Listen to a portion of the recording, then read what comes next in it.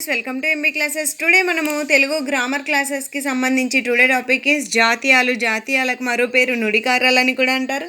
So జాతీయాల గురించి ఒక చిన్న 3 పాయింట్స్ తెలుసుకుందాం. జాతీయాలు అంటే ఏంటి? ఒక్కొక్క భాషకు ఒక్కొక్కమైన ప్రత్యేకమైన ఆస్తిగా పరిగణించేటివేంటివి జాతీయాలు అనమాట. భావ వ్యక్తీకరణను పదును చేసేదే జాతీయము. సో భాషను సుసంపన్నం చేస్తాయి జాతీయాలు. సో అలాంటి జాతీయాల గురించి మనం తెలుసుకుందాం. టీఎస్ టెట్ క్విక్ రివిజన్గా యూస్ఫుల్ వీడియో, అలాగే డిఎస్సికి కూడా రివిజన్ అవుతుంది మీకు. చూడండి, ఫస్ట్ బిట్, అనాథలను చేయుట, బజారు పాలు చేయుట అని చెప్పుటనేమంటారు? వీధి పాలు చేయు. పూర్వం లేనిదాన్ని అబ్బురపరిచేదాన్ని ఎలా చెబుతారు? అపురూపం. కష్టాల్లో కూరుకుపోవడాన్ని ఏం చెప్తారు? చిక్కుపడిపోవు. గడిచిపోయిన దాన్ని ఏ పదంతో సూచిస్తారు? చేజారిపోవు. వీడుకోలు చెప్పుటకు జాతీయం ఏంటి? సలాం కొట్టు. అవసరానికి అనుగుణంగా మాటలు మార్చేవాడిని ఏమంటారు? ఊసరవిల్లి. ప్రతిదానికి వ్యక్తిగత అభిప్రాయం లేకుండా తలూపేవాన్ని ఏమంటారు? గంగిరెద్దు. పైకి ప్రేమగా ప్రవర్తిస్తూ లోపల క్రూరుడైన వాణ్ణి ఇలా అంటారు?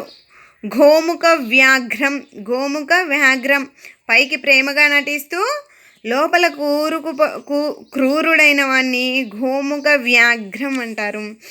ఎప్పుడు సమీపంలో ఉండి కష్టాలు కలిగించేవాన్ని ఏమంటారంటే పక్కలో బెల్లం. ఎప్పుడు నిజం చెప్పని వాణ్ణి ఎలా పిలుస్తారు? అబద్ధాల కోరు. అసంఖ్యాకంగా చెడ్డ పనులు చేసేవాన్ని ఏమంటారు? పాపాల భైరవుడు. అలాగే నెక్స్ట్ బిట్, చిన్నవాణ్ణి దెబ్బతీయడానికి పెద్ద పెద్ద పథకాలు వేయుటనేమంటారు? పిచ్చుక మీద బ్రహ్మాస్త్రం. అవసరానికి అనుగుణంగా స్పందించని వాణ్ణి ఏమంటారు? బెల్లం కొట్టిన రాయి. ప్రారంభంలోనే ఆటంకం ఏర్పడడాన్ని ఏమంటారు? ఆదిలోనే హంసపాదు. పిల్లల నుండి పెద్దల వరకు అందరూ అన్నీ చెప్పడాన్ని ఇలా అంటారు? ఆబాల గోపాలం. పిల్లల నుండి పెద్దల వరకు అందరూ అన్నీ చెప్పడాన్ని ఆబాల గోపాలము. బియ్యం అయిపోయాయని చెప్పడానికి ఈ పదం వాడవచ్చు? నిండుకున్నాయి. ఏ మాత్రం అంతుపట్టకుండా ఉండడాన్ని ఇలా అంటారు? అగమ్య గోచరం. ప్రారంభంలో విర్రవీగి తర్వాత చల్లబడడాన్ని ఏమంటారు? ఆరంభ శూరత్వము. అంటే ప్రారంభంలో విర్రవీగి తర్వాత చల్లబడడాన్ని ఆరంభ శూరత్వము. అంటే ఆదిలోనే సూర్యుని లెక్క విర్రవీగుతారు తప్ప తర్వాత చల్లబడిపోతారనమాట. కొద్దిపాటి కూడా లేదని చెప్పడాన్ని ఎలా చెప్పవచ్చు? ఆవగింజంత కూడా లేదు.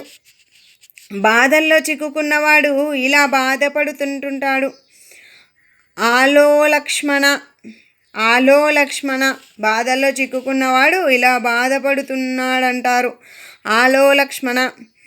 సభకు విపరీతమైన జనం వచ్చారని చెప్పడాన్ని ఏమంటారు? ఇసుక వేస్తే రాలనంత.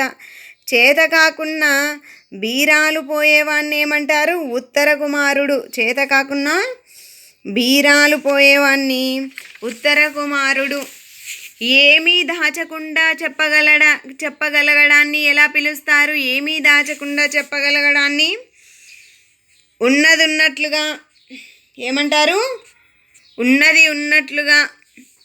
ఉన్న మాటలంటే ఇలా పడతావెందుకంటారు? ఉలిక్కిపడు. ఉన్నమాట అంటే ఉలికెక్కువ అంటారు కదా, ఉలిక్కిపడు. అందరిలా ప్రవర్తించకుండా తన దారి తనదే అన్నట్లు ప్రవర్తించేవాన్నేమంటారు? తన దారి తనదే అని ప్రవర్తించే వారిని ఉలిపిరి కట్టే. అందరిలా ప్రవర్తించకుండా తన దారి తనదే అన్నట్లుగా ప్రవర్తించేవాన్ని ఉలిపిరి కట్టే. సంతోషం పట్టలేక ఇలా చేశాడంటారు. ఎగిరి గంతేశాడు. ఏమంటారు? ఎగిరి గంతేశారు. చేసిన ఉపకారాన్ని మర్చి ద్రోహం చేయడాన్ని ఏమంటారు? చేసిన ఉపకారాన్ని మర్చి ద్రోహం చేయడాన్ని ఏరుదాటి తెప్ప తగలేయడం. ఏరుదాటి తెప్ప తగలేయడం. అలాగే ఇద్దరు తగులాడి మాట్లాడకుండా ఉండడాన్ని ఏమంటారు? ఎడమొహం పెడమొహం. ఇద్దరు కొట్లాడుకున్నారనుకో, వాళ్ళు మాట్లాడకుండా ఉంటారు. వాళ్ళని ఏమంటారు? ఎడమొహం పెడమొహం పెట్టుకున్నారు అంటారు కదా.